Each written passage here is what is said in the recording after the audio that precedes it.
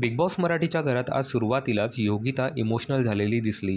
योगिता आणि अंकिता गार्डन एरियामध्ये गप्पा मारत बसलेल्या होत्या.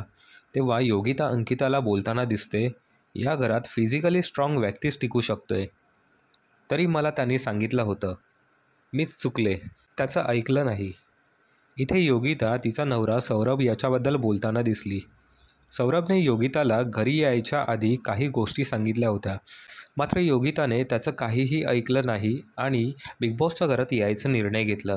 मात्र आता तिला त्या गोष्टीची आठवण होताना दिसत आहे आणि त्या आठवणीत योगिता रडताना दिसते. अंकिता योगिताला धीर देताना दिसते. ती तिला समजावत असते. तर दुसरीकडे बसलेले अरबाज, निकी, जान्हवी आणि वैभव हे सगळे योगिताबद्दल बोलत असतात.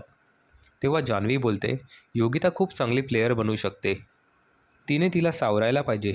तेव्हा निक्की बोलते, कशाला तिला सावरायला पाहिजे, चांगली प्लेयर म्हणे, तुला लय पुलका आलाय तिचा, तिला आठवण येते तर जा घरी म्हणा, कशाला इथे आले, असं निक्की योगिताला उद्देशून म्हणते.